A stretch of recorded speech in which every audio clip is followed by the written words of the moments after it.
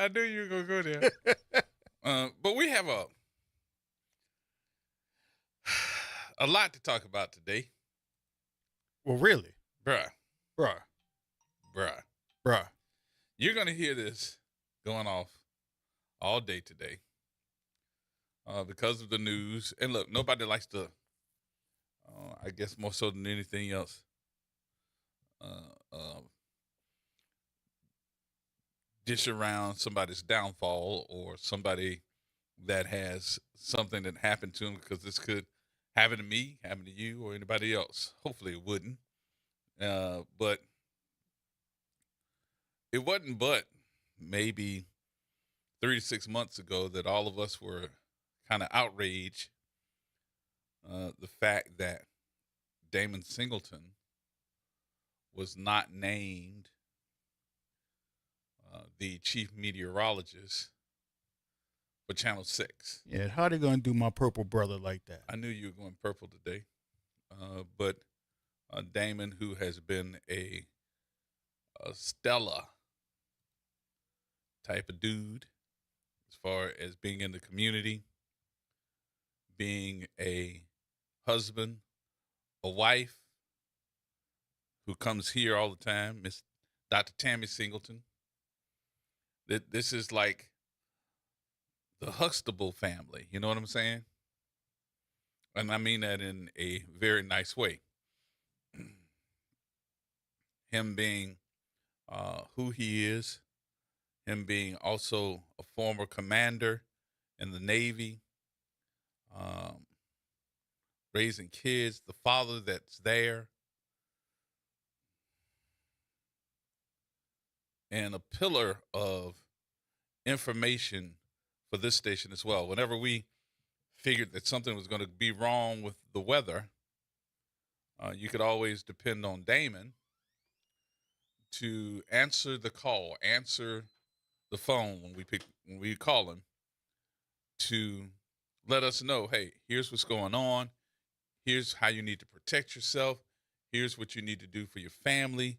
These are the things that need to be done immediately to make sure that everybody was safe. So when Margaret Orr says, I'm leaving, I'm out, I'm retiring, we all think that the next person in line who is trained by Margaret and others, we would think that Damon was going to be next because he holds that type of personality and finesse, and also everybody knows him. He's in the community. And then all of a sudden, the powers that be decided else. They decided something else. And that decision, which we all went, what? Was to bring in somebody from another marketplace. They brought in Devin Lucy. And after this incident happens, and Damon's like, no, I'm not going to be that person to just sit around and be looked over. Damon, after giving his 18 years of service, decided it was time for him to go. He's now moved on, and he is working with NOLA.com to make sure that you have the weather report first thing in the morning. But since that time, they have named Devin Lucy the chief meteorologist.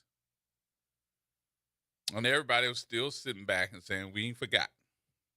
As a matter of fact, Juan LaFonta decided, you know, Juan LaFonta, the attorney, taking his advertising dollars elsewhere and letting everybody know in social media that he is not going to advertise until they bring Damon back.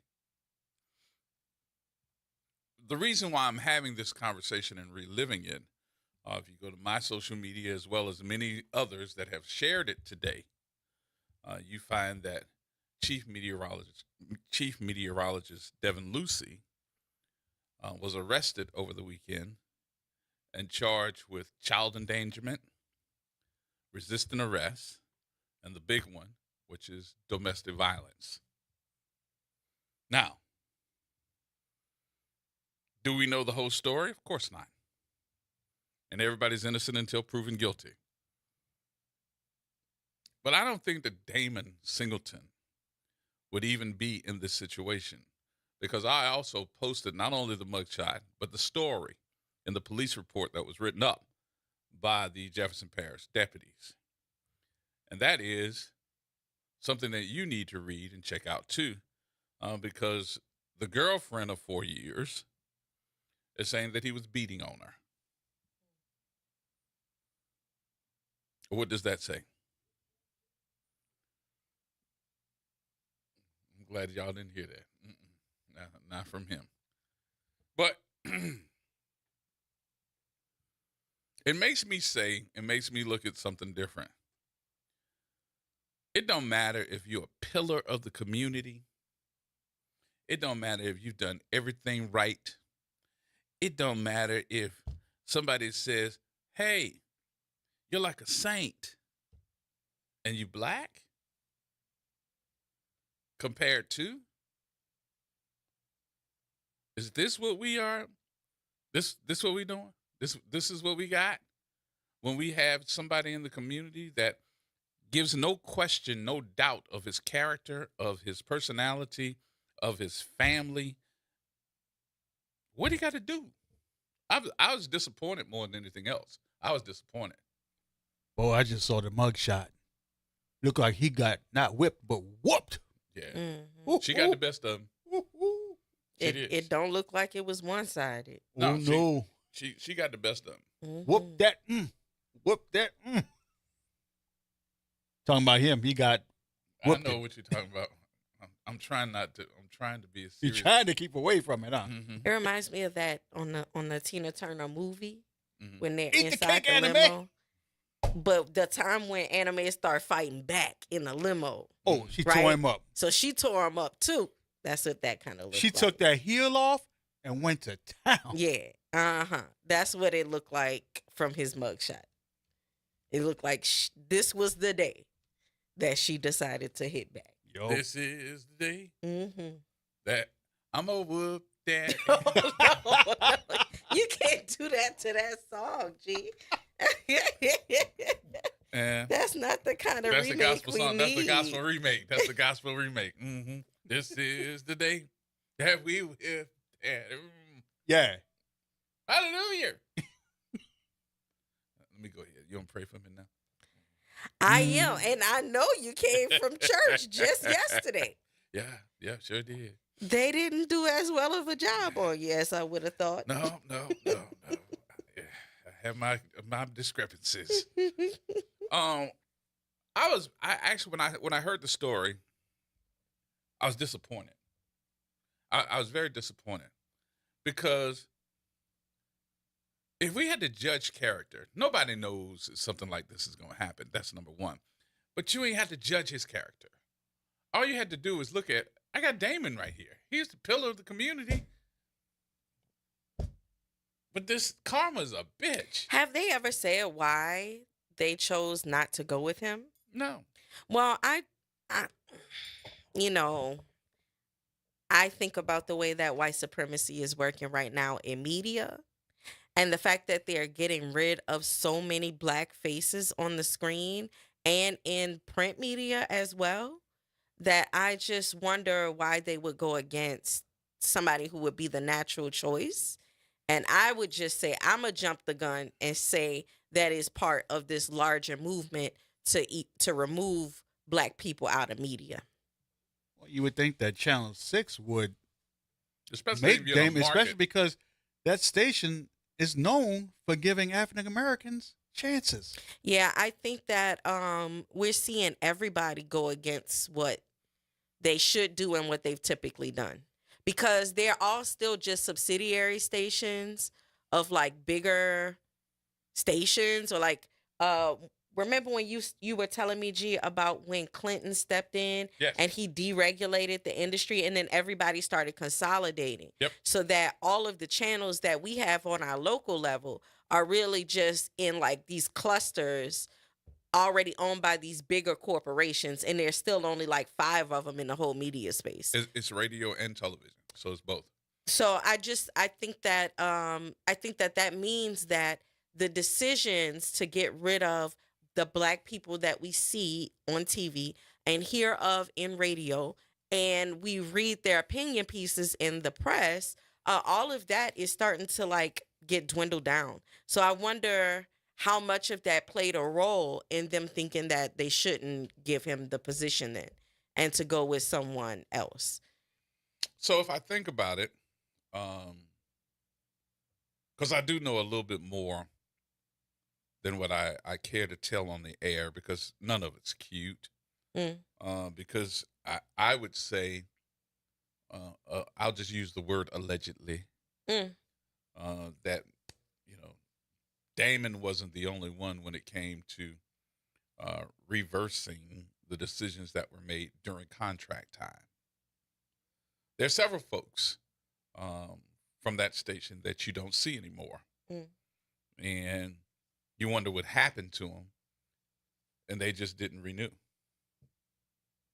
You're going to have to tell me what's up on the commercial Mhm. break. Even Deja. Remember Deja? Deja Mhm. was the traffic girl in the morning. Mm-hmm. She's not there no more. Mm. They didn't renew her. And she's from here.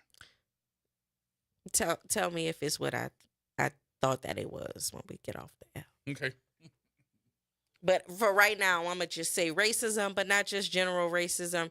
Racism that's being orchestrated about who you're able to see that you used to be able to see. Whose opinion we don't want anymore. It's like why Joy Reid doesn't have a show anymore. Mm-hmm.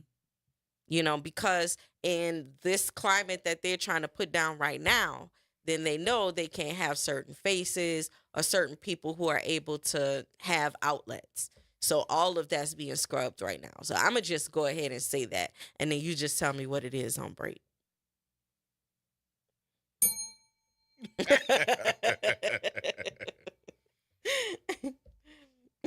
But I do think that there should be a movement. Now, let me make myself perfectly clear. From a corporate standpoint, more than likely you get suspended for something of that sort. First of all, let's start from the beginning. If you're charged with some type of domestic violence, just by the law, you have to spend a couple of days in jail.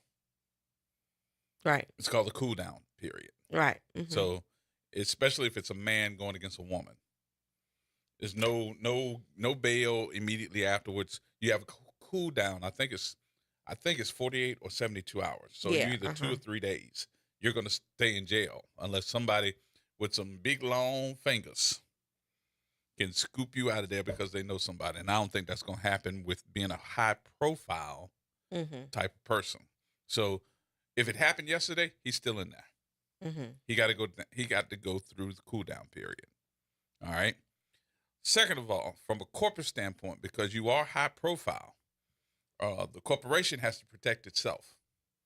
So to protect itself from the publicity that they know they don't, they're going to have to suspend you. And they're going to have to suspend you probably until your case comes up.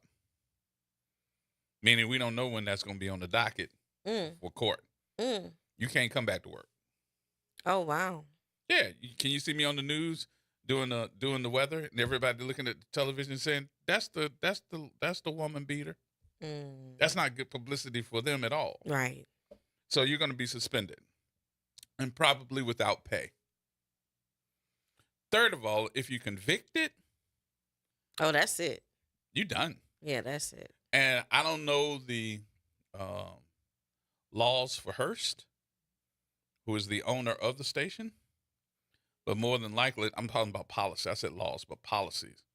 But if you probably even involved in something like that, you're already fired. They're already looking for another one. Now, this is where I go.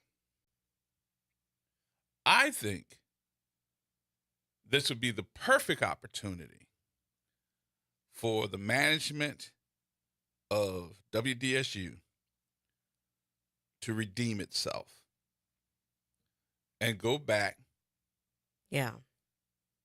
and grab Damon Singleton. Yeah. Now, what his contract is with NOLA, I have no idea, but maybe this could be a perfect time to try to figure that up and go grab Damon. He's still here. Yeah, that would be wonderful.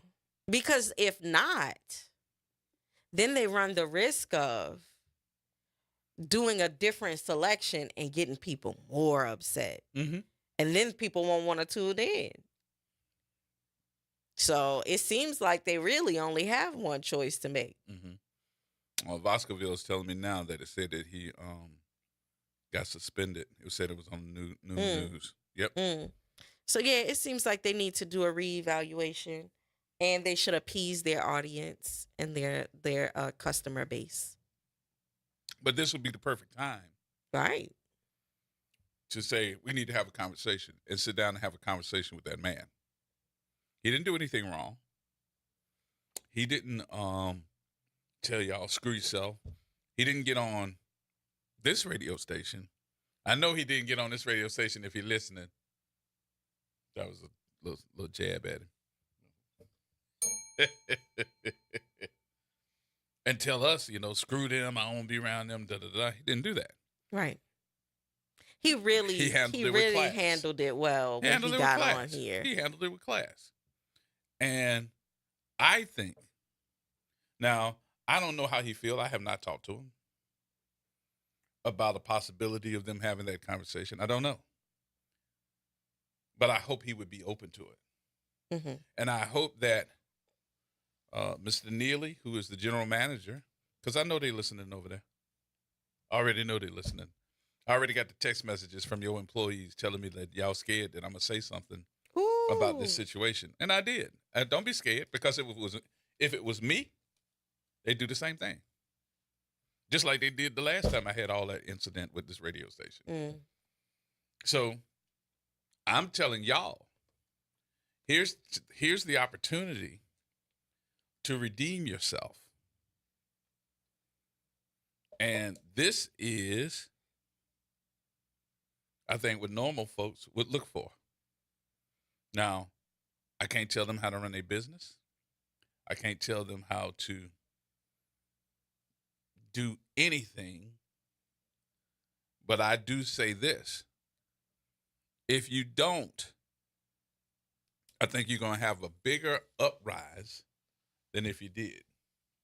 Meaning, right, you all didn't fire this man immediately for this.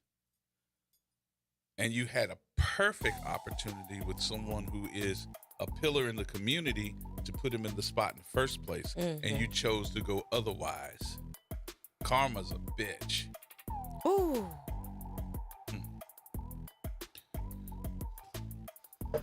We got more coming up, y'all. We'll take a break.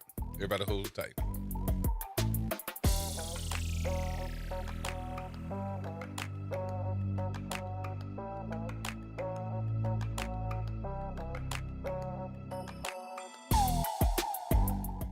Hey everybody, it's Graylin Bryant Banks. And Kimber White Dupree. From the front porch, y'all. You know how we do every Monday. It's Moving Monday. And Tuesday, it's Trivia Tuesday. And y'all know we have nothing but bad cheering coming through here on Wednesday. But stick with us. On Thursday, we travel. That's right. And Friday's Free Your Mind Friday, so get your brass up. Something on your mind? Want to get it off your chest? Holla at your people. WBOK 1230 AM, the station you listen to. All day long. Tired of the impersonal, one-size-fit-all style of banking? You deserve a bank that delivers exceptional service and personalized attention to your needs. That's the Home Bank Standard.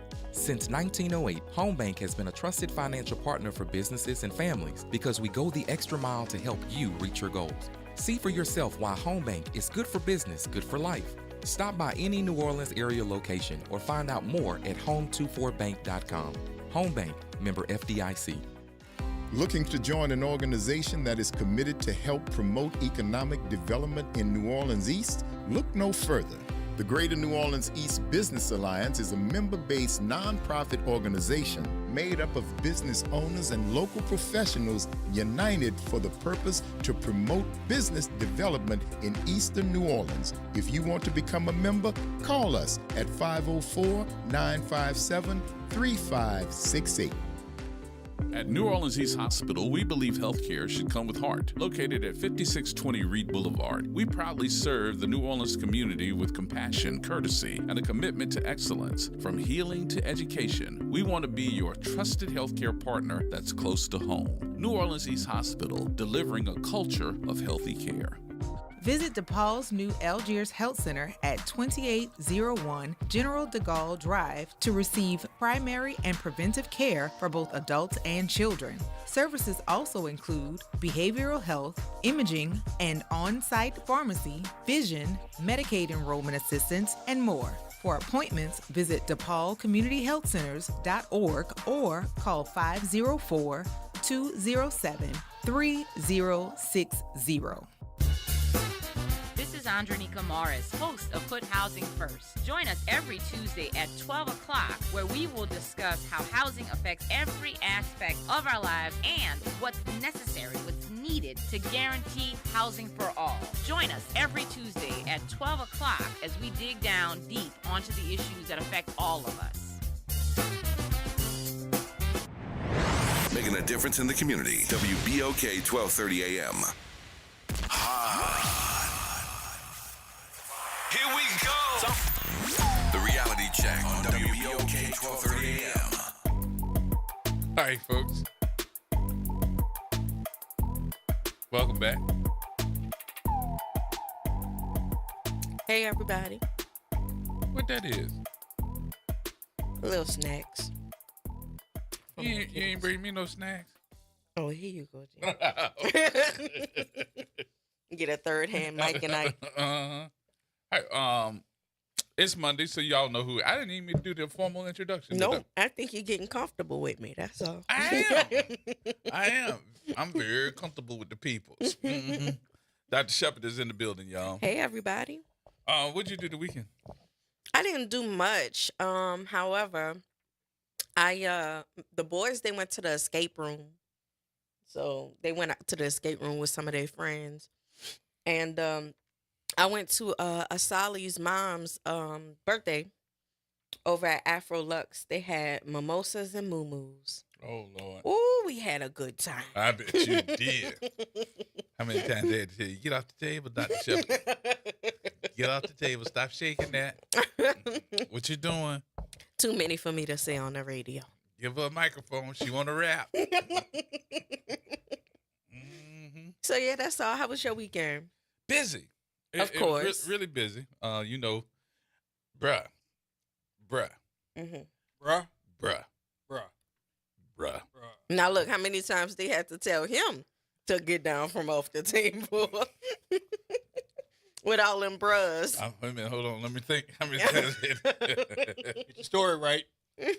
So Friday night, Tamara, who is the head of Silence is Violence, celebrated her birthday. Happy birthday, Tamara. Oh, I know Tamara. And we went to she had a big birthday party event. I'm gonna call it event. But all the folks was like in Chalmette and Violet in that area. I was like, we gotta go to Violet. I know they had some good food, huh? Oh, they Oh, was the putting food boots delicious. on the ground all night, huh? But bruh, I'm sorry. I did not know they had so many people from New Orleans that now live in Chalmette and Violet. Oh, yeah. That's where all We people took went. over. Huh? We took over. Bruh. Bruh. Bruh. Bruh. Oh, bruh. Bruh. What women you done seen who you hadn't seen in a long time? Well, ain't that I ain't seen them in a long time. I ain't never seen them. I was like, good Lord. And I had to play with this young lady, though. I don't even know her name. But you know, I'm about what? 5'9"? She was 6'3" and had on heels, which took her to 6'5". Bruh. You couldn't handle that ride. Bruh. You considered that a challenge, G? Want me to show you pictures? Mm-hmm. Okay. And You then know I want to see. And you tell me if it's a challenge. We are not going to show the pictures on the radio. But I can tell you.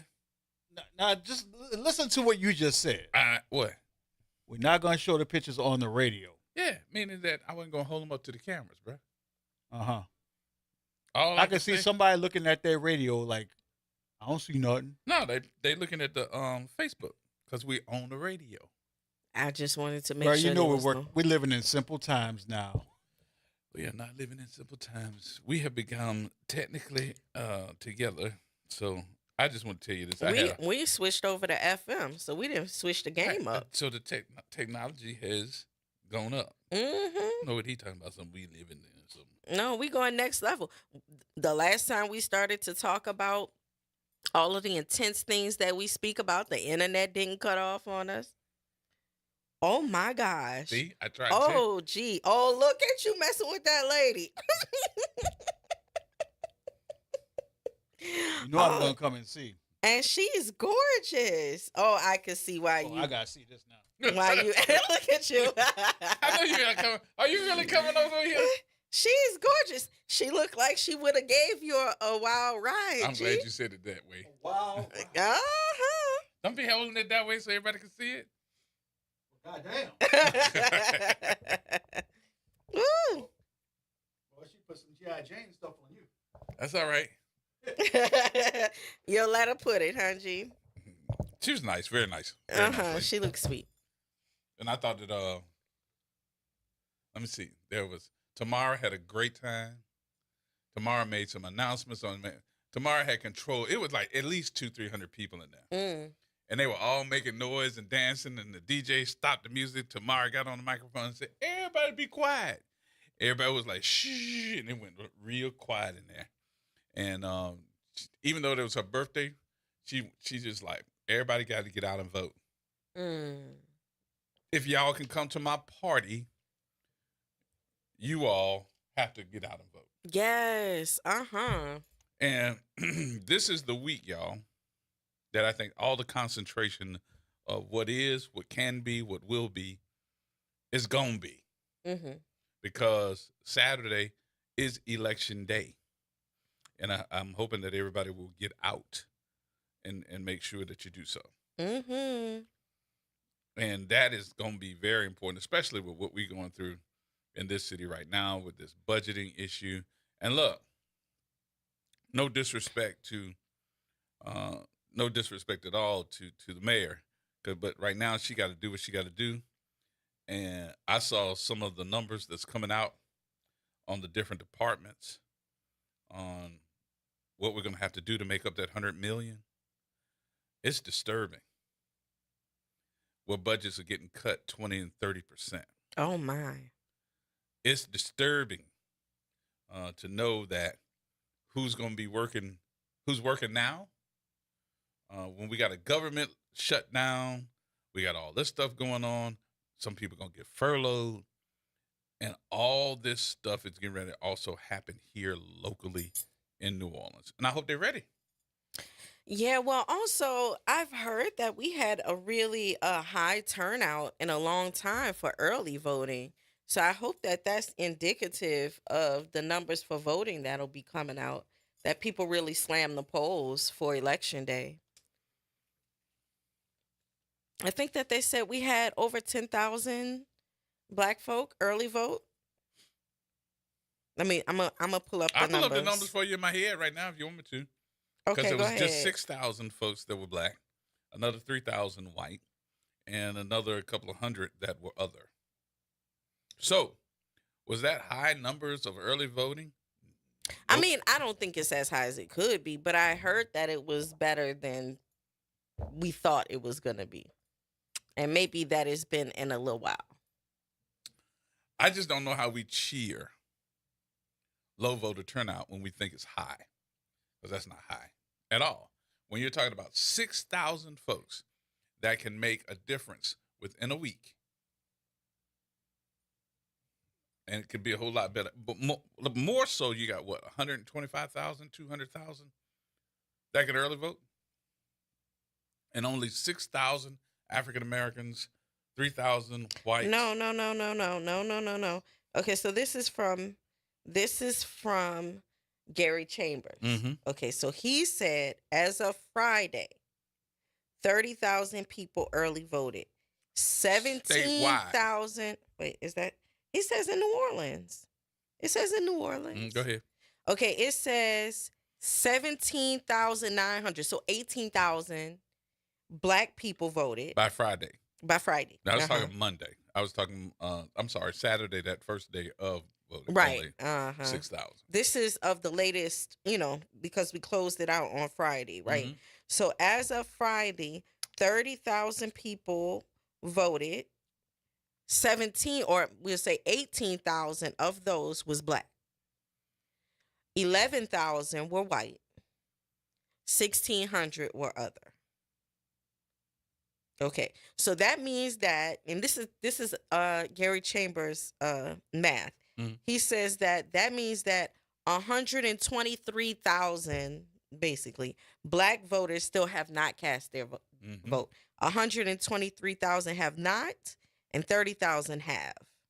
Okay, and 84,000 white people have not, and 10,000 have. Okay. So your percentages are what? 40%?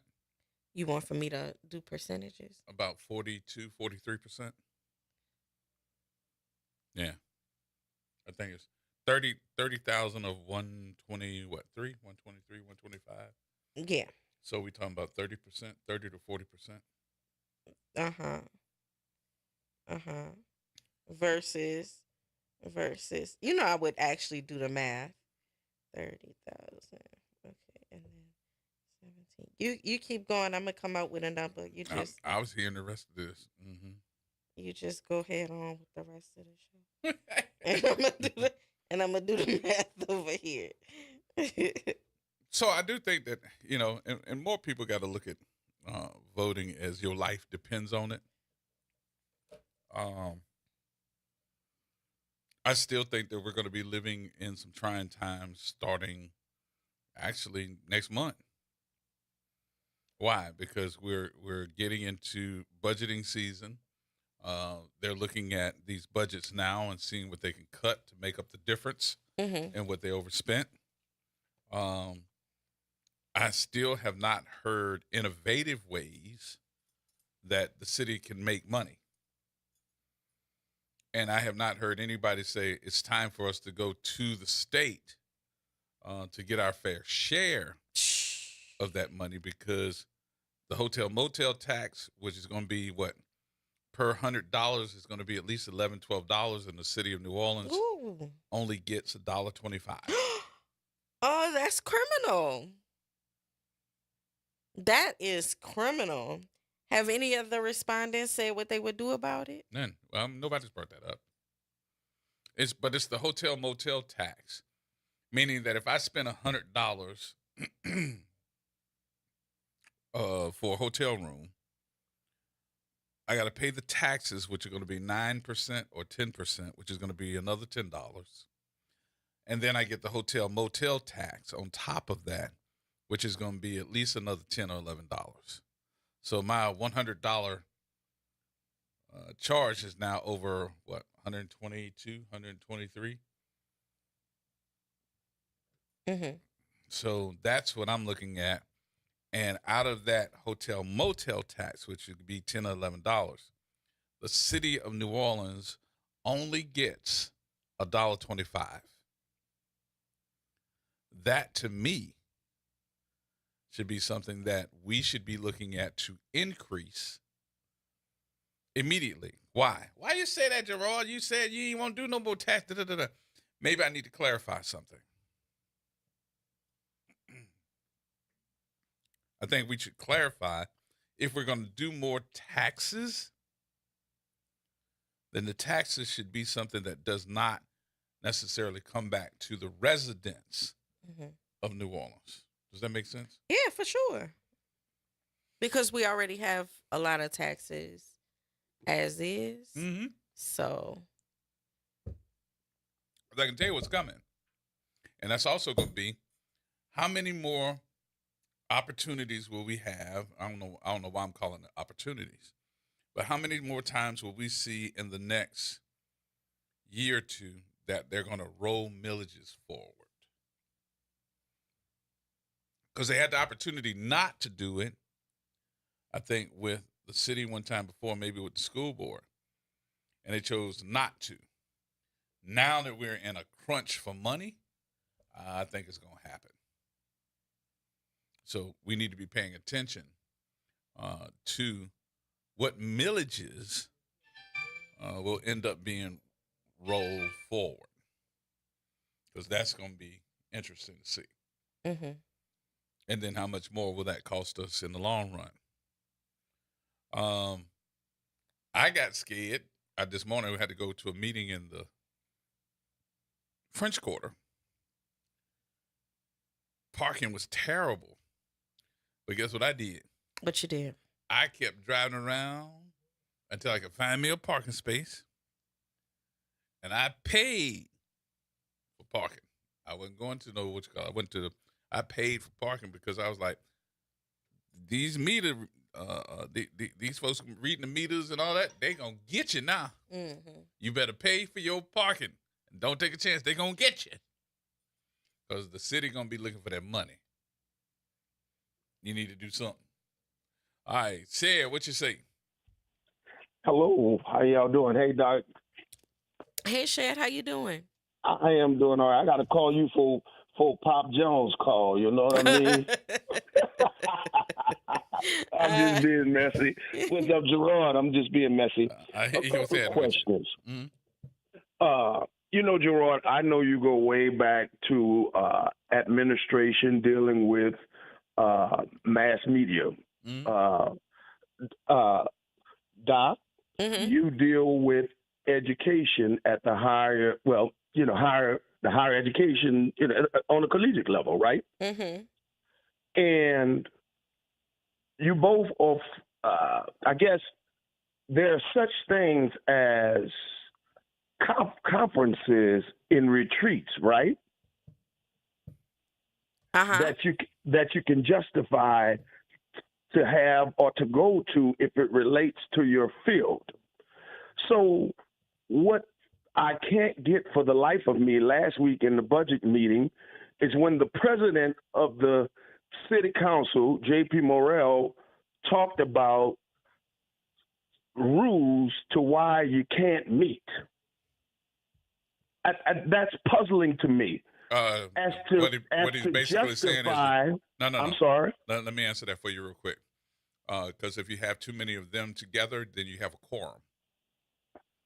So you cannot have a quorum voting, that's not an official. If no voting is taking place, doesn't make no difference. What's the issue? That doesn't make a difference. The rules state that you cannot have. You know what? I would hope that people are researching that. If there's no voting taking place, but there's a possibility. Nevertheless, we're not paying attention again to the smaller. What I'm trying to tell you is there's a possibility that there could be business that is discussed that they have to vote on later. And then they can say that whatever that business was discussed during the time that they weren't supposed to be voting on it, and they already discussed it. And maybe there could be some type of issues with them discussing it. That's hogwash. They all could be walking in the hallway discussing business. And when have you seen that? What I'm saying is this, man. We keep giving people passes for this dysfunction while we're suffering in so much lack. Now I'm gonna go away from that. I also would like to know the city council's president and vice president's position with the governor with the governor petitioning the president to bring troops here. And then lastly, most importantly, where is our leadership in reference statewide in reference to the video camera of Mr. Kyron Lacey not being involved with the traffic accident, period? Well, what's going to happen to this state trooper who falsified a report? Well, we're going to discuss that today. Nevertheless, people go out and vote. And thank you all. Right. Have a good one, man. Thank you, Shad. I said the same thing about the boy in Mississippi who they Tyler? found out, and they did the autopsy. Found out he They had need to go do a investigation. yeah, found out that he had some type of trauma to the back of his head, Yeah, and like other around his body. beatings. Yeah. So they need to go ahead and do an investigation on the sheriff and the coroner. Yep.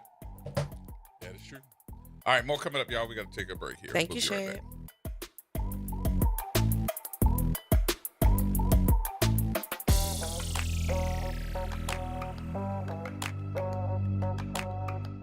Norman Robinson is back. Can you hear me now? And he's taking no prisoners. Can you hear me now? Each weekday, Norman Robinson brings you commentary with Off the Top. The incident was shocking, disturbing, disgusting, disappointing, and sad. Each weekday, Off the Top with Norman Robinson is heard exclusively right here.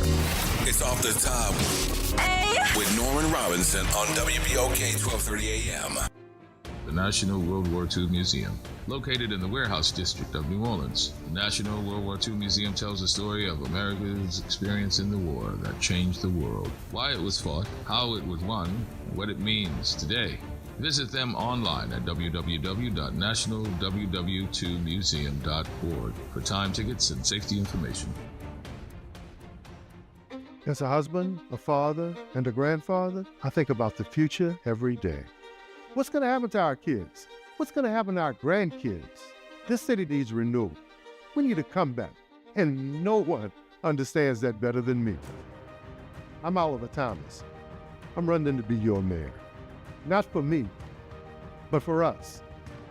Let's get this city back on track, together. Paid for by Friends of Oliver Thomas. WBOK. Online at WBOK1230.com. Here we go. The reality check on WBOK 1230 AM. All right, folks, welcome back. Monday afternoon, and guess who's in the building? Hello, everyone. It's Dr. Shepherd. Shepherd in the building. I was going to do the Shepherd. I just wanted to give you the... No.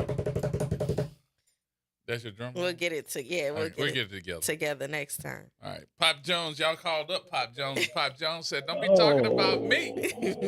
What's that, Pop Jones? Oh, how you doing, Dr. Shepherd? I'm doing okay, Pop Jones. How you doing? Oh, look like you've been traveling a little bit, huh? I usually am. Didn't I introduce him? All right. I did introduce him? Yeah, and you G-Man. said Oh, hey, there he is. 400 years. 400 years. Of slavery. Wow. Huh? What's going on with That's you? what it looked like was going on, huh? I don't know what we got going on. There's too much stuff happening in the world. Yeah, look like the only one I hear speaking out against this is General Honoré. Really? Why you say that? Yeah. Well, up most of the generals look like they're not really saying too much. Oh, they're not supposed to. Yeah, General Honoré is he retired. They're supposed to be but I mean, neutral. No, G-Man, look, hold up. They got a whole lot of them retired. Yeah, just like General Honoré, but they're not speaking out like him. Okay. I'm not talking about the ones that's got a job, because if you got a job, you say anything. They're gonna take your dreams away from you. Right. And that's what So they've been with that- doing. They've been taking people's jobs too. A lot of and we had two people who were over special operations, I believe, to step down. So Oh yeah, well they got people doing that. They rather than go along with what they know is wrong against the American people. Mm-hmm. Well, Dr. Shepherd, I served 5 years in the military myself. Oh, okay. I wasn't in combat because I was in supply and some other things, but I supported the troops at that time when I was in. But I never seen nothing. All look like all these like Portland, Oregon. I think they filed suit to stop the troops. But correct me on this if I'm wrong. Mm-hmm. Look like the troops are only sent to protect ICE. Because ICE, and I was in the Chicago area, they beat people up and stuff. And Yeah. are you aware of that? Yeah, I saw the raids that are happening across Chicago right now. And most notably, we should talk about the one on that apartment building where they took everybody out the apartment building in the middle of the night and took children and had them outside naked until they were processed. I think that that is utterly disgusting. And there's more. I've heard more of the story behind that is because the people who bought the building are about to lose it, and they wanted all of those people to be evicted anyway. So even after that raid, they've started kicking people out of the building so that they can transform it and hopefully wind up charging higher rent. So they were trying to get those people out the building, which is kind of like along the lines of the war on poverty stuff that we've been seeing from the Trump administration, even in Washington, D.C., where the National Guard was getting homeless people out of the area. So it's just it's more of the same, sadly. It's a war on immigration and on poverty. And Dr. Shepard, from what I understand, that they questioned the police chief in New Orleans, and she don't have any control over the troops. Mm-hmm. Look like they could just do what they want. Right, of course, because that's not her jurisdiction. And additionally, or not the jurisdiction, she doesn't have any jurisdiction over them. She doesn't have any, what do you call that? It's not jurisdiction, it's a word for it, G. She doesn't like outrank them. Yeah, right? It's federal. Because it's federal, it's at a different level. So, but also, I mean, it's been Landry's dream to be able to put even more troops and police on the ground here. And that's the whole reason why we have Troop NOLA. And they don't even think that that's enough. Plus, he probably wants brownie points from Trump. So he then called everybody in on us. I could understand. But Dr. Shepard, correct me on this if I'm wrong. I don't know. You know, I'm a student of the great, the late John Lewis. If you see something, say so. Look like even our allies are being threatened and with giving them planes or giving them stuff to fight with, and giving them food, medicine, and they're being threatened if they don't look like do what they ask them to do. You mean at like internationally? Yeah. That we're turning on our allies? Yes. Yes. That's what I mean. It just looked like what I'm hearing. I don't know. Yeah, I think so. I mean, we have definitely started to go against the European Union. We've raised tariffs on all of our trading partners. Some of our internal industries are falling, like the farmers who farmed soybeans for China. Some of these supply lines are collapsing, and I think some of it, we don't speak enough about BRICS and the fact that some of these high tariffs on places like Brazil, India, China, South Africa are in response to the fact that they want to go away from the dollar anyway. We don't really have those kind of conversations, but I do think that we're going to wind up being isolated and not have enough markets. That's exactly what I'm looking at. I mean, I know I've been on the planet much longer than y'all have, and we'll always rely on our allies to support us. Would look like I never seen nothing like this. Sometime I know, I'm not the sharpest knife in the drawer, but I'll be wondering. I say, wait a while, is this somebody from another planet doing this? It's almost like the only ally that we want to have is Israel, which we fund them. They don't fund us. We don't really get anything from the deal. It seems like we just want Israel and maybe Russia, which is odd. Those, and for what I understand, correct me on this one, Dr. Shepard, look like the people of Israel are not satisfied with their leader. Well, before everything broke out in Israel, they wanted to get rid of him. And his way of being able to stay in power has been through waging war. And every time that they were about that's it. All right, Dr. Shepard.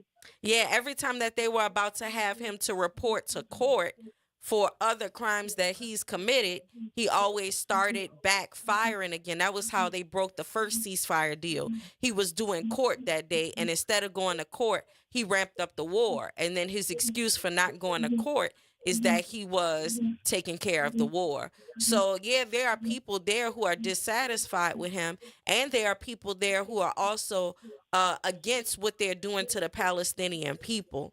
I feel like we could wind up going into a deeper conversation maybe later, G, about the flotilla and Greta Thunberg and the people who are still trying to get aid over there to Palestine. But, Netanyahu hasn't been doing a good job, but we're partnering with them, and it's because of the fact that so many of our politicians and Trump have received lots of money from AIPAC and other Israeli organizations. I saw something online that said that he received something like $213 million from Israel on his own.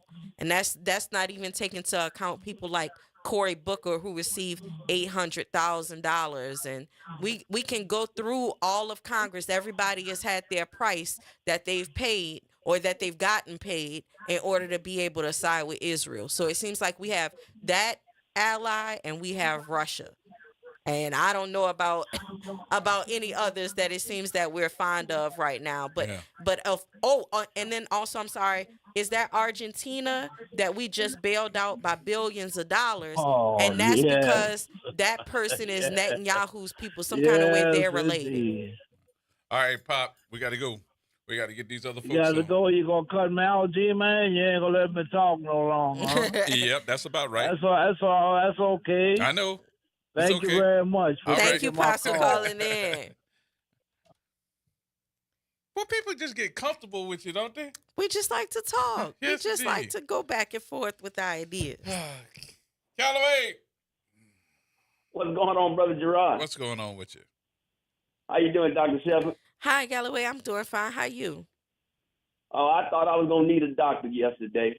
Before I tell you why I thought I was going to need a doctor, first of all, I was going to give a shout-out to Ed McCall and St. Aug.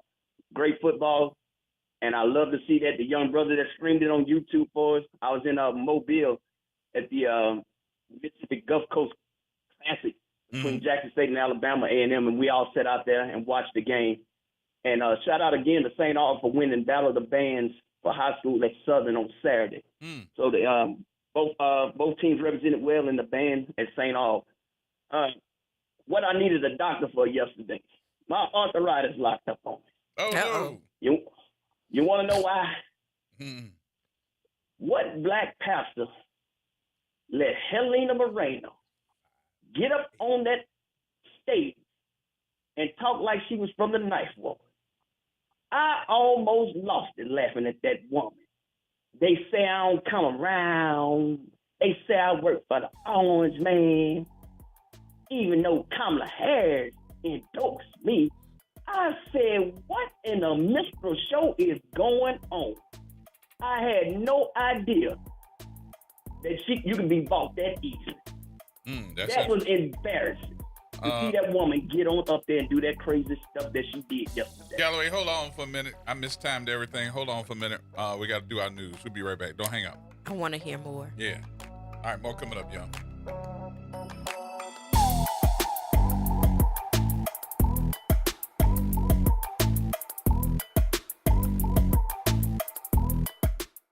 From the campus of Xavier University, WBOK Go and Equity Media Station. I'm Amber Payton with BIN News Now. A federal probe found the University of Kentucky violated civil rights laws by backing a program that excluded students by race. The school partnered with the PhD project, which limited participation to Black, Hispanic, and Native American students. UK has since ended the partnership and must review similar programs within 60 days or face possible Department of Justice action. Louisiana State University coach Brian Kelly is urging patience as new evidence clears late Black star player Kyron Lacey in a deadly crash. Lacey's attorney says he was over 70 yards away at the time of impact. While Kelly voiced support, state police still blame Lacey's reckless driving. And the Evangelical Lutheran Church in America has installed its first Black leader, Bishop Yehiel Curry. The former teacher and social worker was elected in July and officially installed Saturday in Minneapolis. Get BIN News Now on demand 24/7 on the iHeartRadio app.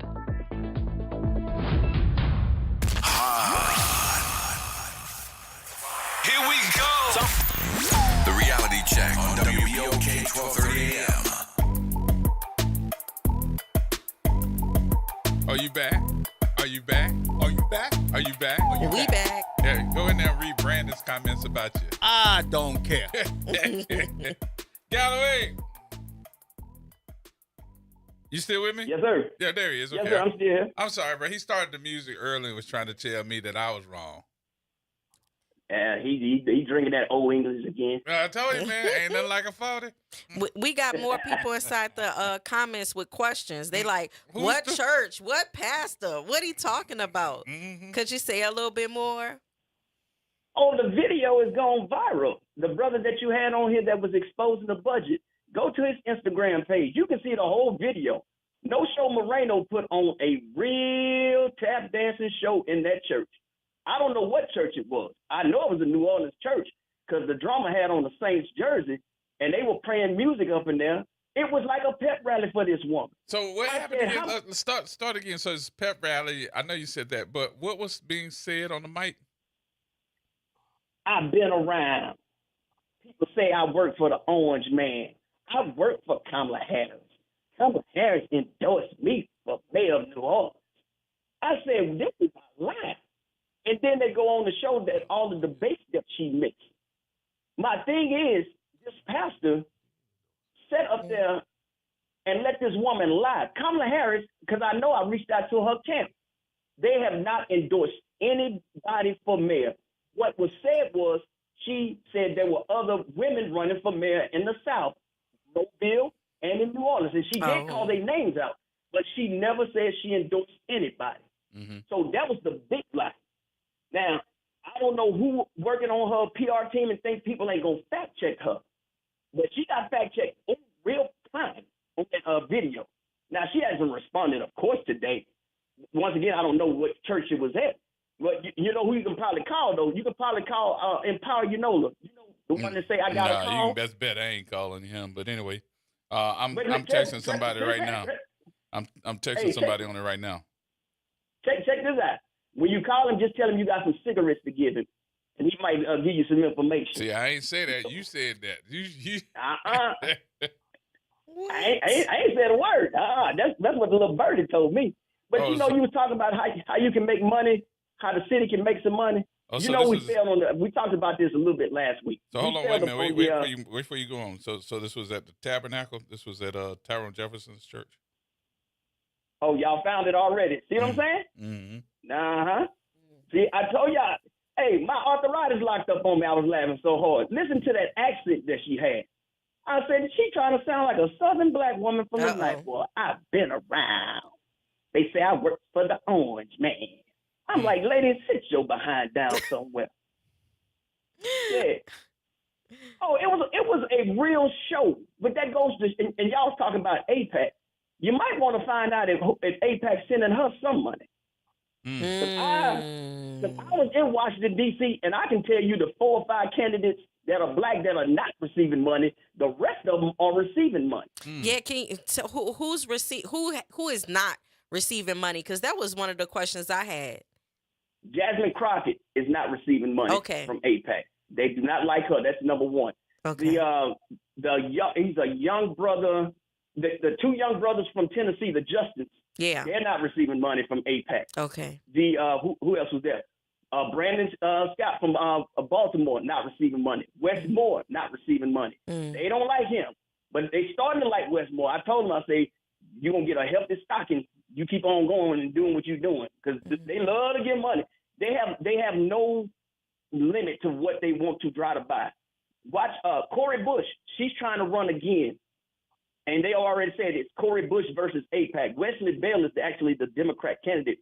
But we all know that AIPAC put in $10 million to defeat Cori Bush because she is anti-IDF, which we all should be because what they're doing over there makes no sense. Amen. But I want to talk about how we can make some money in that city. You know how much the starting price for a World Cup ticket costs for a regular game? Oh, it got to be thousands. $6,750. That's for the nosebleed seats, and it's a waiting list to get those. Get a jumbotron right where you have French Quarter Fest. Set that thing up there. Make people pay to go in there and watch that game and get drunk and spend their money. That's about the best you can do. And if you need somebody to clean up, just call Reggie Hart. He ain't got nothing to do. Y'all have a good weekend. Galloway out. Yes, indeed, Galloway. Thank you, brother. Appreciate you much. You're talking about my friend. That's my friend. He's a good activist for the city. He does good work around the city. T-Bone? Good evening. How y'all doing? What's going Doing on? all right. You know, how do I begin? First of all, let me say this. I appreciate the information. However, doesn't matter which AIPAC supports who because nobody's checking these people. Since it's been opened up that an AIPAC can be made public, even if you report it in the press, it doesn't stop people from going and supporting the candidate, does it? No. Donald J. Trump is a prime example. He's gotten supported by some of the most questionable organizations and billionaires throughout this country. But nobody stopped him from becoming president. Nobody's going to stop whoever is trying to run for mayor if they are questionable. What we really need to be asking is this. One, how do we keep these politicians honest once they get into office? I'm going to throw the proposal back out there again. And I want people to think about what I'm saying. Most jobs that you start have a probationary period. You know where I'm going with this, G? 90 days. Most jobs have a probationary period of 3 to 6 months. Mm-hmm. Every politician in this city can be put on fire if you tell them they have a year to fulfill so many of the promises they are making during this election. City council, mayor, doesn't matter. If we the people vote for this and it is proposed, we can make them do their jobs, people. I propose a no BS law, a probationary period for every politician that gets elected during this election. You can't put a probationary 1 year. period on it. You can't. Listen, You please cannot hear me put out. a Please hear me probationary out. period on nobody. Please hear me out, please. Because we can't keep these people honest. They do what they want to once they get into office. They smile and grin, skin and grin in every church. Because we can't wait on the black church to be righteous because we know these preachers are getting paid for it. Galloway just told you what happened in that church. I understand that, brother. But what I'm trying to tell you is you cannot put a probationary period on an elected official unless that is law. And that is That's not law. what I'm Now, proposing. what you That's what I'm can do proposing. is what just like everybody else does, and that is do a recall. Now, the problem with the recall is the legislators are the one that wrote it. And they make it that's why I'm impossible for you proposing to it get be law. that many folks in a short period of time to sign a petition to get done. As far as the law is concerned, I mean, if they don't get something done in 90 days, we throw them out? How you do that? I say a year. I give them a year. Okay, let's say a year. How you do that? That's my question to you. We- How you do that? If we push it and we end up getting this law ratified, By lawmakers. hey, here's the thing.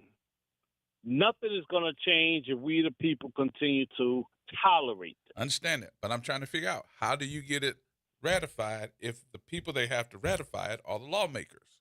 You're talking about them. You want them to say, if I don't do something in a year, I'm gonna get thrown out. You want them to sign that. You want them to vote on that. That's the thing. It has to be done. I'm not saying it's going to be easy to get it done, but if we don't do something, we're just going to get the same BS. You think Helena Moreno is going to really clean up New Orleans East? Mm-mm. You really think the people that get on the city council are going to fulfill all the promises that they said they were going to do year one? Have they? They haven't done it so far. Exactly. So we're spinning our wheels. We're wasting time talking about what they're going to do, what they're not going to do, what they do during the campaign. I'm tired of the BS. I'm tired of it. You know, there's a lot of people that respect Donald J. Trump because he said what he was going to do and he's done what he's going to do. As horrible as it is. But we continue to let them blow smoke up our you-know-whats, ruin this city, not take care of the business of the city, and the poor get poorer and the haves continue to have more. When is that going to change? Tell me. Because I'm tired of talking about it. I'm tired of hearing about it. I'm getting to the point where I'm going to go into a news coma, an information coma, and stop listening. Stop paying attention because it's not going to change. This is what makes people frustrated with going to vote, G. Because you go vote with all earnestness, thinking it'll change things, and it don't. My mom's 73 years old, and she told me that over and over again. You know when I finally got her to go vote? When Obama was running. And majority of people did not go back to vote after the first term. Majority of people didn't go vote for this woman because of the same damn thing. When do we change things, people? If we're not going to change things, we're wasting time talking about it. Talk is cheap. That's the real. Okay. Mike. I understand what you're saying. I think me, you, and everybody else. Me, you, and the dog named Boo. But I'm also sitting here being for real. I ain't going to sit up here and blow no smoke up your butt. You have an elected official. You're the one that put the elected official in office. You can't tell him, look, either do what we ask you to do or we're going to throw you out. Can you imagine how many things that people go ask them to do? And if you don't do all of them in 90 days or 6 months or a year, you get thrown out? That's not realistic. I hear what he's saying. I think it would be good in theory. Yeah, I understand what he's saying. I'm just trying to tell you the truth. Your frustration is not going to be the end game. Your frustration is just your frustration unless you put a movement together to have that person to understand that your constituents of whoever you represent is not happy with your leadership. As far as getting you thrown out, but if you don't do this in a year, that's not going to happen. It's just not law. It's not. I'm just being honest. Don't sound good, but it's the truth.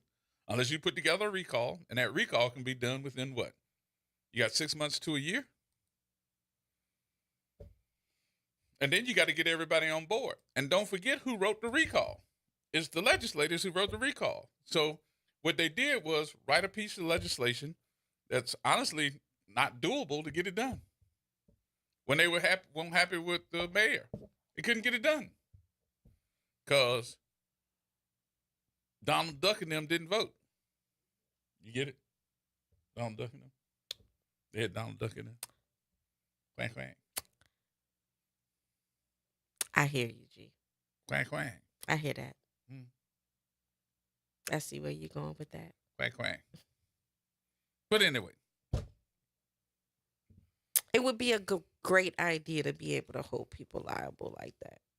You would just have to wind up getting it passed, and that's the same thing. You got to wind up having enough support for people to do it. And also, I could see something like that working against you. Mm-hmm. You know?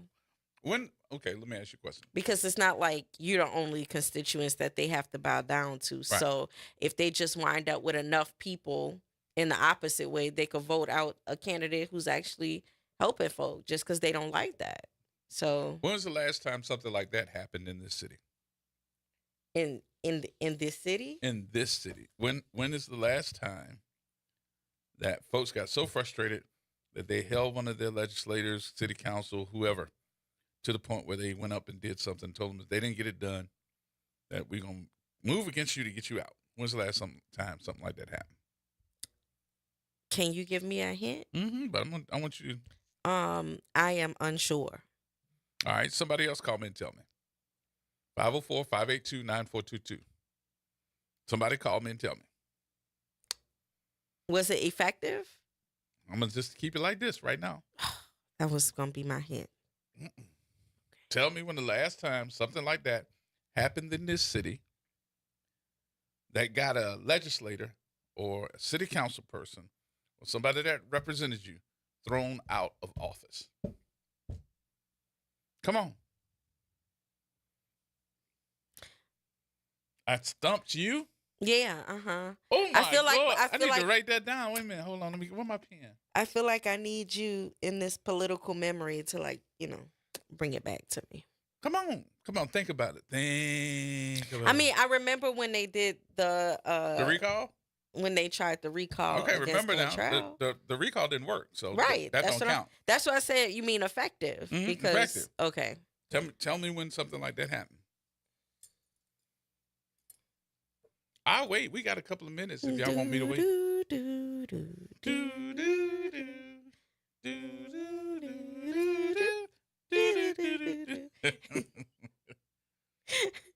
That didn't help me at all. Nothing? Okay, now is it a trick question? Mm-hmm.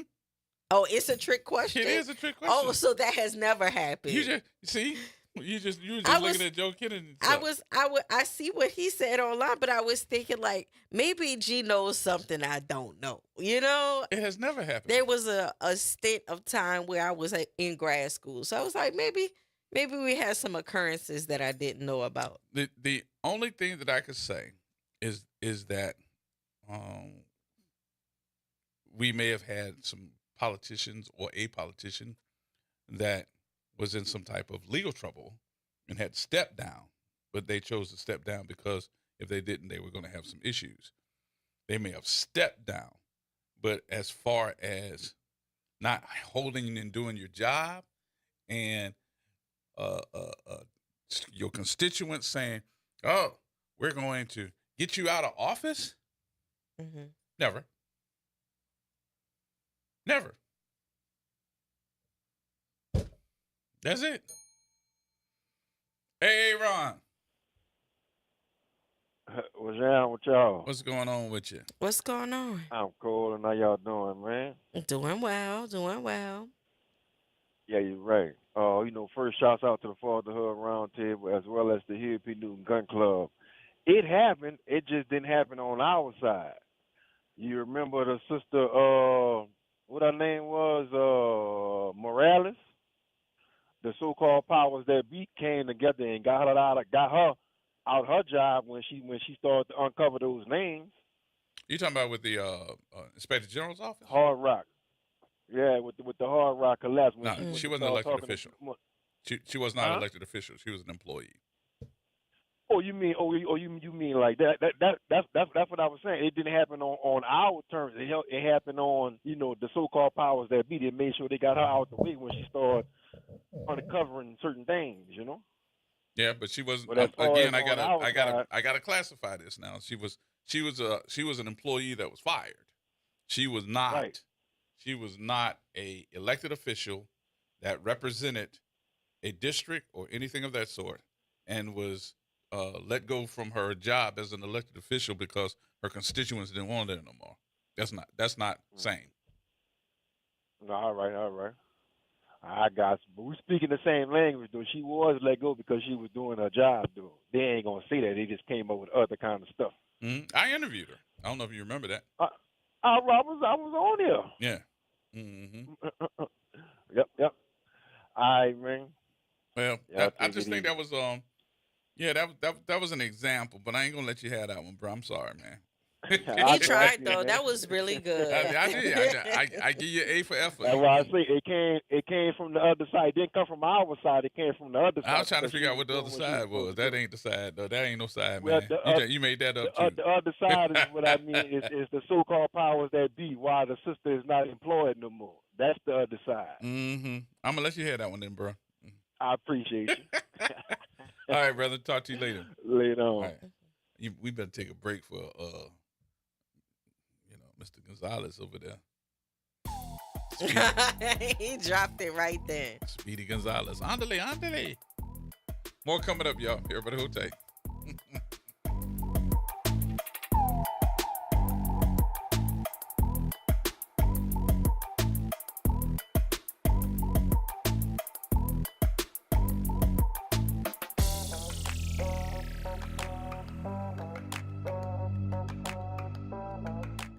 This is the Bloomberg Black Business Beat. New York Knicks all-star forward Karl Anthony Towns is getting ready for another big season in the Big Apple. But off the court, Towns has his eyes on business and plans to invest in teams once his playing days are over.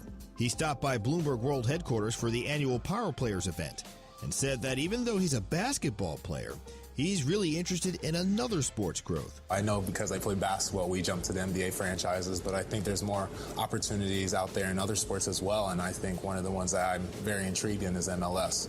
I think MLS has a large growing factor, and with soccer already so big around the world and outside of America and only growing here now thanks to, Messi and some other big names coming over, I think that there's a chance to get in early right now into the MLS game. It sounds like at least one prominent Knicks player will be ready for the FIFA World Cup when it comes to the U.S. I'm Bloomberg's Justin Milliner on the Black Business Beat. Lowe's knows you've got a job to do, and we help get it done. With the MyLowe's Pro Rewards program, eligible members save more with volume discounts on qualifying orders through a quote of $2,000 or more. Join for free today. Lowe's, we help, you save. Offer can't be combined with any other discount, contract, and/or special pricing. Exclusions, more terms, and restrictions apply. Details at Lowe's.com/terms. Subject to change. With Fidelity Wealth Management, a dedicated advisor gets to know you and your goals to build a comprehensive plan to help grow and protect your wealth. Backed by a team of specialists, they'll analyze all your accounts, even the ones they don't manage, to keep an eye on taxes and provide proactive portfolio insights that can help you unlock your wealth's full potential. Learn more at fidelity.com/wealth. Investment minimums apply. Fidelity Brokerage Services, LLC. Member NYSE SIPC.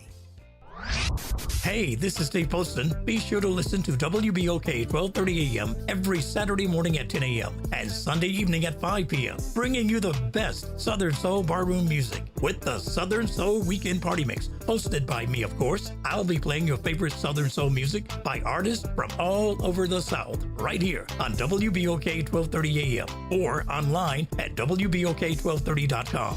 The station you listen to longer.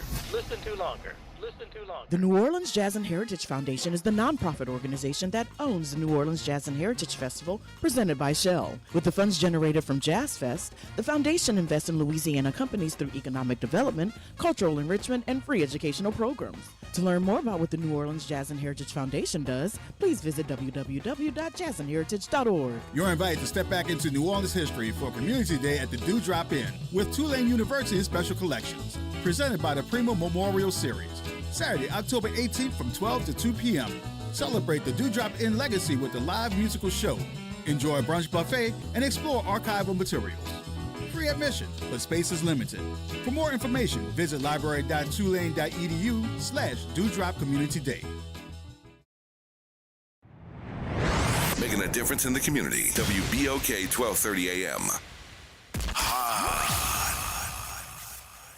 Here we go. The reality check on WBOK 1230 AM. All right, folks, welcome back. I would have let him have it. Give you some money. All right, it's Monday, y'all. Dr. Shepard is in the building. Hello, everyone. I want to give this some conversation piece because I think that, I think the first things first. I think that the media is doing a terrible job with making this a headline. I've seen it. Don't get me wrong. I've seen this a couple of times, but I think it deserves more attention than what it's getting because of the intricacies that go along with this whole problem to me. I want to read the story because it's in CNN Sports today. It says an attorney for Kyron Lacy, the former LSU wide receiver, who died by a self-inflicted gunshot wound in April after he was charged with negligent homicide and felony hit and run, said Friday that Lacy's car was far behind the accident at the time of impact. Speaking over a surveillance video that caught the December 17, 2024 collision in Lafourche Parish, attorney Matt Ory told Homa TV station HTV10, that's Homa TV, that Lacy's car was so far behind the collision, it was not visible in the video at the time of the accident. And quotes here says, "We know from data that Kyron Lacy did in fact pass 4 cars. There's no disputing that. Further north, Kyron Lacy passed 4 cars," Ory said. However, he was back in his lane of travel, 92.3 yards back in his lane behind the car occupying the man killed in the crash. He's 72.6 yards behind the vehicles at the time of impact. Keyword, behind the vehicles. That is not how this story was ever painted. Never. According to reports, police allege Lacy crossed the center line in an attempt to pass slower vehicles, which caused a pickup truck driver to brake and swerve to avoid Lacy's car. Another vehicle then allegedly swerved to avoid the pickup, crossed the center line, crashing head-on with the vehicle containing Herman Hall 78. Hall later died at a hospital. The video depicts an SUV colliding head-on with another vehicle. Part of the collision is obscured by the parked vehicle, which a vehicle behind the SUV coming to a stop. Nearly 4 seconds later, a car identified by Ory as the one driven by Lacy appears in the camera, slows down, and appears to go around the accident. Lacy was later charged with negligent homicide, felony hit and run with death and reckless operation of a vehicle, and surrendered to police in mid-January. On the night of April 12th, 2 days ahead of his scheduled grand jury appearance, Lacy, 24, led authorities on a pursuit before crashing in Spring, Texas. When deputies removed Lacy from the car to take him into custody, they found him with a gunshot wound and he was pronounced dead at the scene by emergency responders, the Harris County Sheriff said.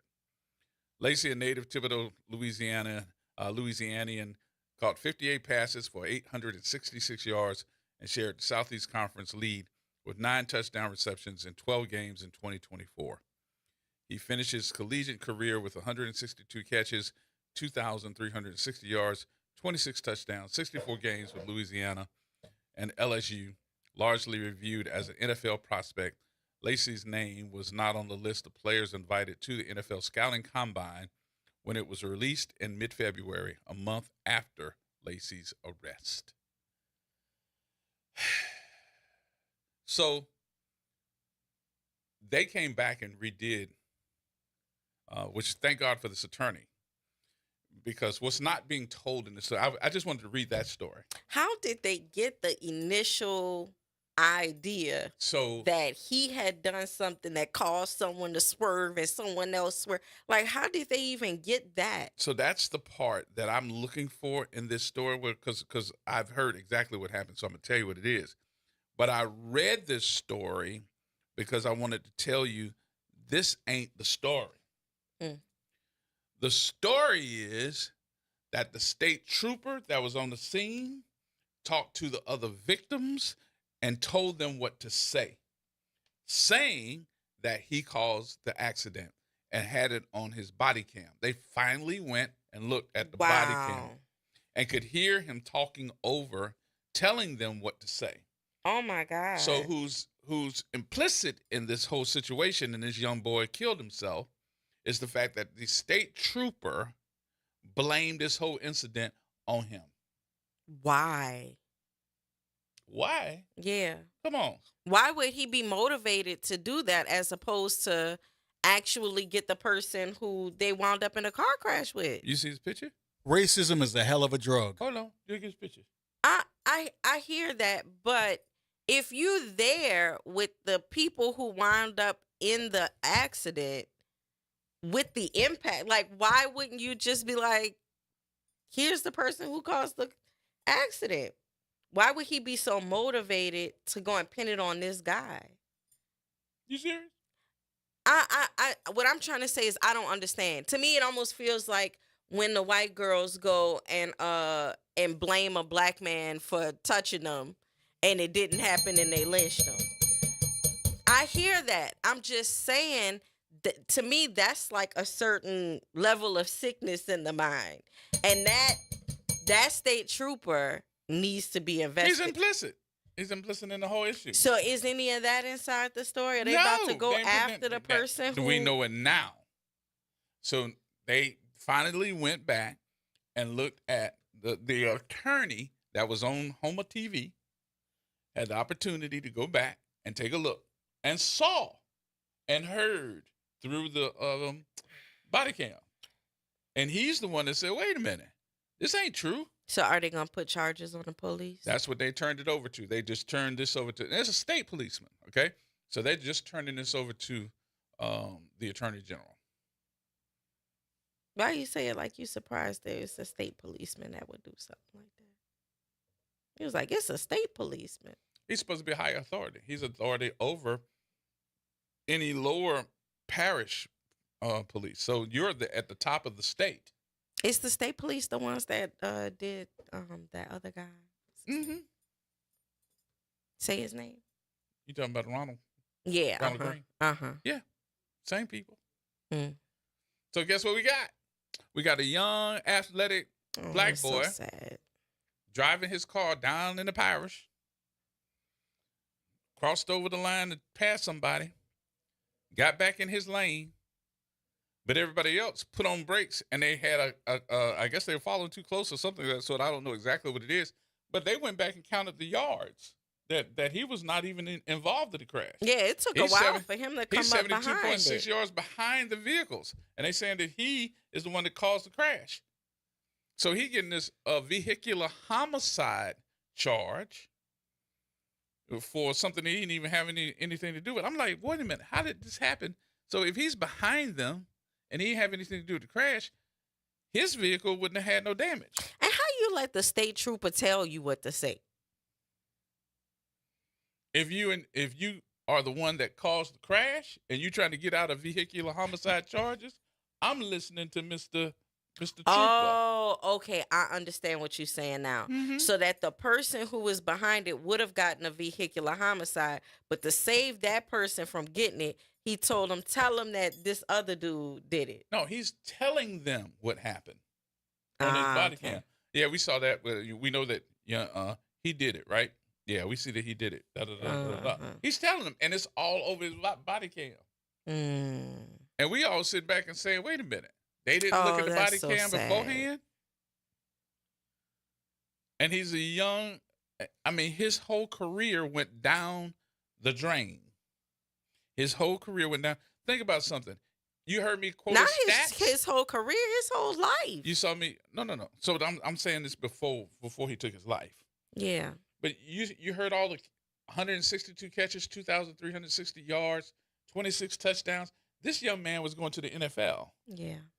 When this happened, because of this now going on his record, he didn't even get invited to the NFL Combine, where they all go. The young men that are getting ready to go for the draft, they all go, and it's usually like in Mobile or somewhere in that area where they go, and they try them out for these different teams. All the coaches from the professional teams go down there to see what they're working with. Who wants to draft this one? Who wants to draft that one? They run them. They get them to jump as high as they can. They see their stamina. They check all of this stuff. And the next thing you know, you're going to get drafted by this team. He didn't get a chance to go. He wasn't even invited because of this. I'm just so confused. I'm still processing this, right? I'm still processing it. I'm processing it live, okay? But how is it that the lawyer didn't have this evidence and information earlier to be able to show him as the client to contest it? Why is it that we just finding out what the body cam had on it? So the first thing you got to do is make it so that it is truthful. So you got to go and you got to petition to get the body cam. So it took, because we in October, right? Didn't this happen in December? Mm-hmm. So it took 10 months? It can take up to that long. That is why, for both videos, for the video that we see with the car showing up and for the body cam evidence to come out. Mm-hmm. Oh, that's a miscarriage of justice, because though that information should be made available immediately, especially if you got somebody sitting on those kind of charges. Well, you got to think about it. It's a young African-American male that's going against a state trooper that's supposed to be at all times telling the truth. Come on now. Supposed to be. Come on now. Supposed to be. Anyway. D! What you say there, G? What's going on with you, bro? The layer that I'm looking at, man, this got me hot under the collar, man. It's like, how did you get those charges? Because this was a death we talking about, right? Yep. All right. So did you go to the grand jury, or did you present evidence to a judge?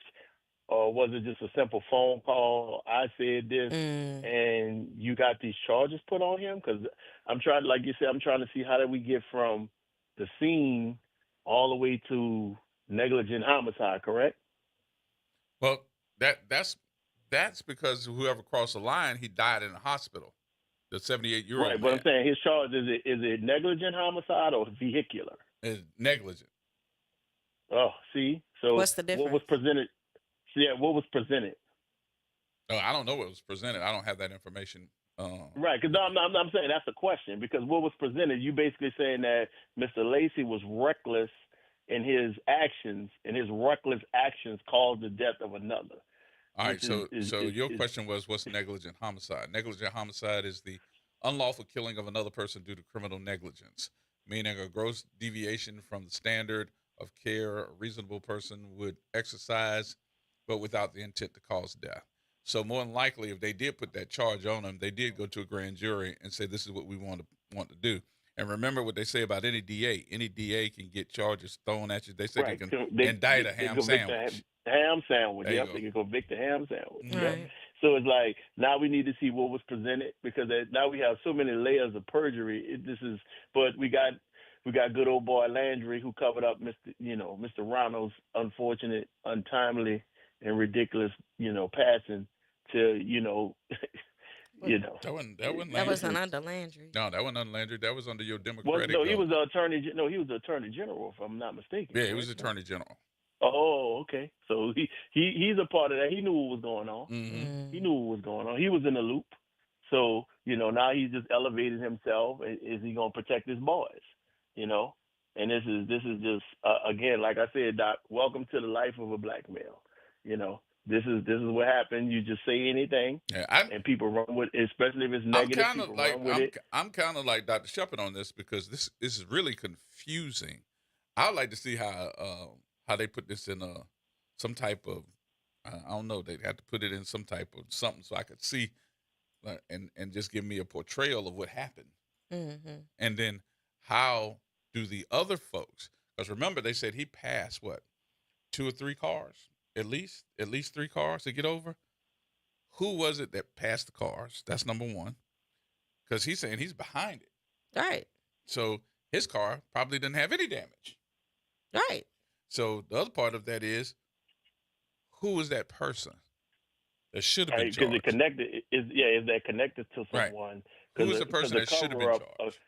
I bet Yeah, you that- cover up instantly started at that moment. And so, who is that person? And then, two, what kind of an investigation was done to even bring forth these charges? Like what kind of investigation was done? Right. What did they have to show to the grand jury if it wasn't the video from the accident and the body cam evidence from the trooper? That means And somebody who got did up the there and perjured themselves from here to the moon. And who did the reenactment? Was that the state troopers? And what was the makeup of the jury? And here's my last question And LaFouche? for that university. For that university, did y'all offer him any kind of due process or assistance or help in this matter? Did y'all offer him anything, or did y'all just basically say, okay, here's something negative, and we just gonna let them have at it? Because I'm more than sure he pleaded to the hilt that he was innocent. I'm more than sure he didn't hit anyone. Mm-hmm. So did they offer any type of assistance or anything, or just they say, well, you out of here anyway, so there's nothing to see here. Probably was going to take a scholarship. And I will tell you this part. I did see the clips that came from the funeral. I did like one part of that, and God forgive me for putting in the part where I said I liked it. The attorney was at the microphone. He came up to the microphone, and he told them over the microphone as they're getting ready to lay him down, to tell him that, you know what, I told you I had your back. I told you I had your back. I didn't want to be like this to tell you that I had your back. I told you I had your back when you were living. Unfortunately, we're here, but I'm going to still have your back for your family. I thought that was really that's horrible. To say that to an African American family, and your attorney is a young white male, and to come through, right, and to push it even further to get it. He said, "I just wanted you to hang in there with me." Oh my! Yep. This is sad, man. This is a travesty of justice, and like you said, that the mystery person who actually was the culprit. I just want to see who that person is and who that person is connected to. You think they're gonna tell it? It's smelling like law enforcement. You think they're gonna tell it? I don't know. It's going national, so they may have to, because the national, is on ESPN now. You got some of the national voices speaking on this thing, and they may have to. Something, hopefully people put enough pressure on them, because if he was nowhere around this situation and had nothing, absolutely nothing to do with it, this is outrageous. I'm gonna call the attorney. Oh, he's doing interviews. Go ahead. Definitely, I would be all ears for that one, my brother. Yeah, I'm gonna call the attorney to see what they do. Even if he's down in his name is Matt Ory. I'm gonna call him, see, because guess who got a law office down in Houma? Who got one? Suzette. Come on now. So she more than likely know who this is. She can make it happen. Yep, we're gonna call her. Well, y'all keep it going. Keep it going. Yeah, I think this is definitely something that we need to make sure that we follow up on. I do not think that the truth, even in this story, this story does not give you the full truth. Does it say the name of the? Oh, we already said it doesn't say the name of the Nope. state trooper who arrived on the scene. Nope. Right, and then like I said, that body camera video, man, that's damning. So maybe we'll try to get a copy of that too. Definitely. All right, G. All right, D. Always good, my friend. Thank you. Yes, sir. Yeah, Matt Ory, expect a telephone call. And let me tell you, them home attorneys, they close knit. Mm. Very close knit. And a lot of folks really don't even know that Suzette got an office down there. Got a whole building. I'm telling all her business. Yeah, you are. She bought a whole building down there. So she got a building and law offices, the whole deal. Yeah. Oh, well. So we got to take another break? Yeah. Here comes Speedy Gonzalez again. Why she dropped the music? Boom. Go ahead, bro. Go ahead. He trying to prove us wrong I know. right now. He can't. He itching right now. He really does want to press the button. He needs some gold bond right now. I have become what you have told me to do. One more minute. One more minute. You got your gold bond? It's just a long break. Go ahead, bro. Go ahead. Huh? We're going to take the break, y'all. We're going to take the break right here. Just to prove a point. You ready? We'll be back, y'all. Everybody hold tight.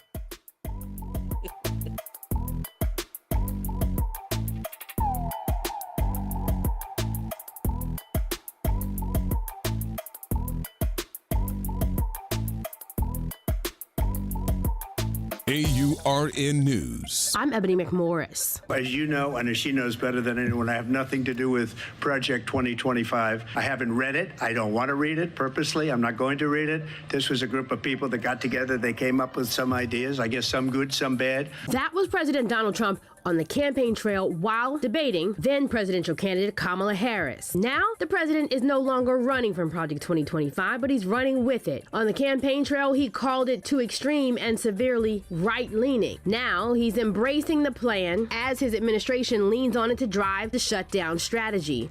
On Truth Social, he bragged about a meeting with his budget chief Russell Vought of Project 2025 fame to decide which federal agencies get cut, maybe permanently. That's the same Russell Vought who co-wrote the Heritage Foundation's 900-page manual for reshaping American life / Project 2025. For AURN News, I'm Ebony McMorris.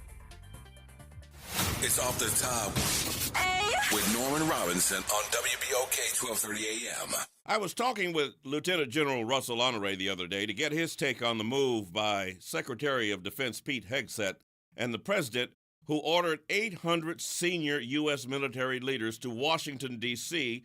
for an unusual and unprecedented group meeting. These high-ranking men and women were flown in from all around the world, leaving their command posts for a mandatory meeting, which, as it turns out, according to General Honore, could have just as easily been held via teleconference or simply shared by email. I watched the presentation by Hegseth and Trump in utter amazement. I was particularly troubled by Hegseth's suggestion that people of color were promoted on the basis of race and women were promoted based on their gender. That statement comes as no surprise, though, considering some 12 high-ranking military leaders have been fired since February, among them the Joint Chief of Staff Chairman General C.Q. Brown, a black man, and Chief of Naval Operations Admiral Lisa Franchetti, a woman. Need I say more? Honore questions the notion that these people were fired because they were unqualified. The generals and admirals in the audience, with decades of experience, are the most highly trained and accomplished military leaders in the world, which cannot be said of Defense Secretary Pete Hegseth, who only achieved the rank of major in the National Guard. He has not served a senior role in the military. He has no prior government experience.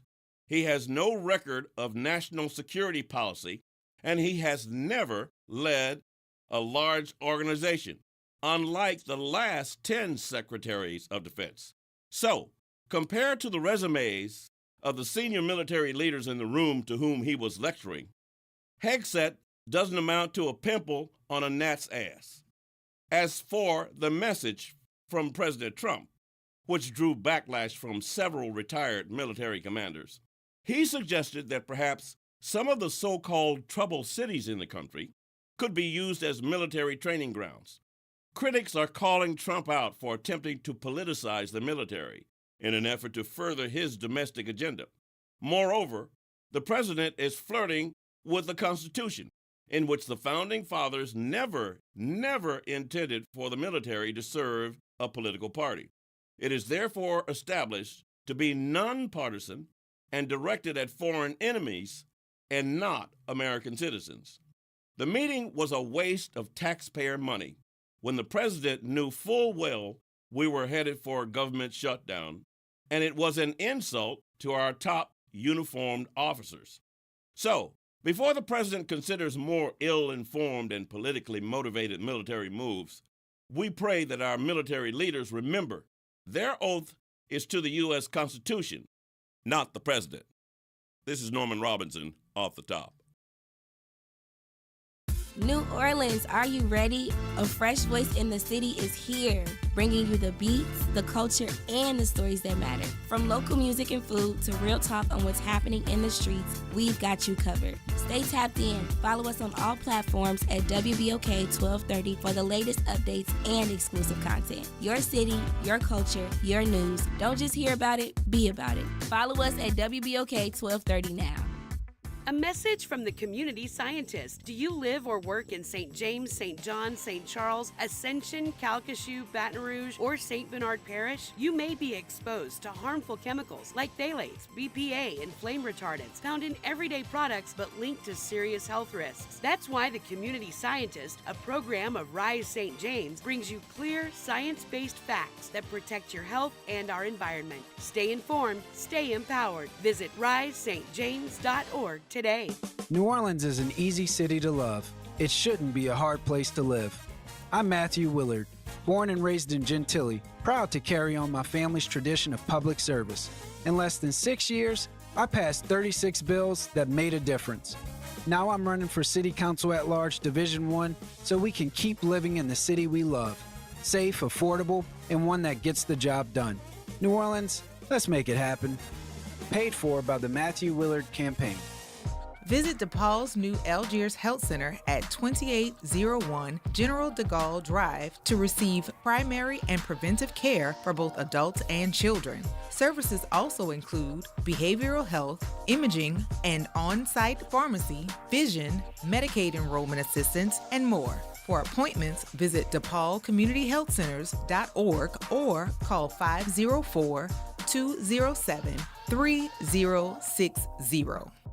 Transform your bathroom with the beautiful quality of Bath Planet. As a trusted leader in bathroom renovation, Bath Planet has earned the Good Housekeeping seal, a symbol of quality and consumer confidence for over 100 years. Get half off installation or 18 months with no interest and no payments. Whether it's tub replacement, a shower replacement, or a tub-to-shower conversion, Bath Planet makes your custom bath fast, easy, and affordable. Here's how it works. 1. Call to schedule your free, no-obligation consultation. 2. Our design experts come to you with real samples to customize your dream bath. 3. Our certified installers complete the transformation in as little as 1 day.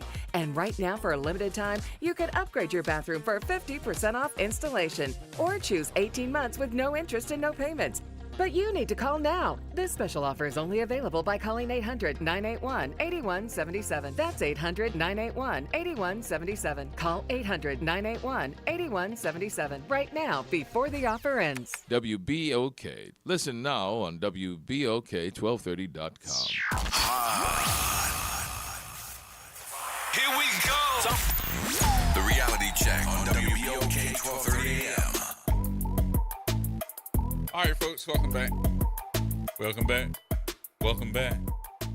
Gerard Stevens with you, along with the queen of afternoon talk shows. Yes, yes. Hello, Dr. everyone. Shepard in the building, y'all. Here I am. Interesting topics. We didn't even get to all the topics today. No, I had so many other topics I wanted to talk about. And I do know, as we started off, and I want to end with this one. If this makes any sense. If I sound like I'm drained, I really am. With all the stuff that's going on and all the stuff that's going on in the city. Yes, I agree. We getting ready to get National Guard here, if they're not here already. More than likely, if we got National Guard coming, that means we're going to get an influx of ICE too. And I'm not certain that anybody has put 2 and 2 together. But your president has already said that, the National Guard's main duty is going to be guarding the ICE, guarding them and where they are stationed. Can you revise what you just said? Who's president? Your president. Your president. Oh, your president. Your president said that. Yours did. Okay. I just sent an email. You're my witness. Yes. To Matt Ory, who is the attorney for the Kyron Lacey case. And we got a call back. Yeah. So we're going to see if this is going to happen. Maybe we can arrange something. I'm sending the rest of the stuff to him right now. I think once he talk with you, he'll get some ideas. You're going to turn that defense attorney into an offense attorney. He going to start putting charges on everybody. Okay. We're going to sound like Denzel Washington. I'm going to put a case on all of you. Y'all going to have one in Pelican Bay. So we'll find out what that's going to end up being.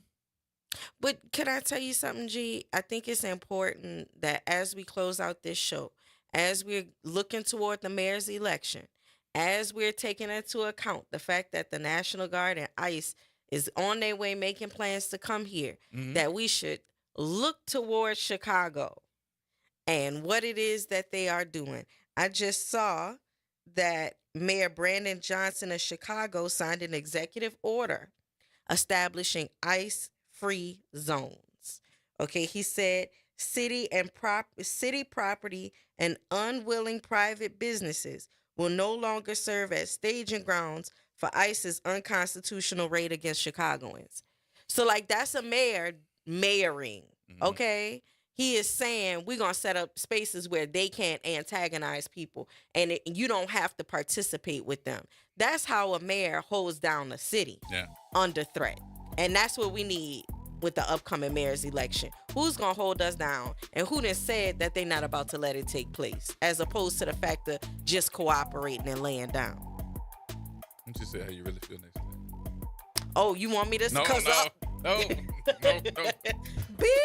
beep. All right, folks, that's gonna wrap it up for me and Potty Mouth. Potty Mouth over here. Dr. Shepard. Always good, baby. Thank you much. Always. Thank you. All right, y'all. We'll be back tomorrow at 4 o'clock. Whatever you do, safe and carefully. Carefully is the way we want you to do it. We will make sure that you be safe. All right? See you later.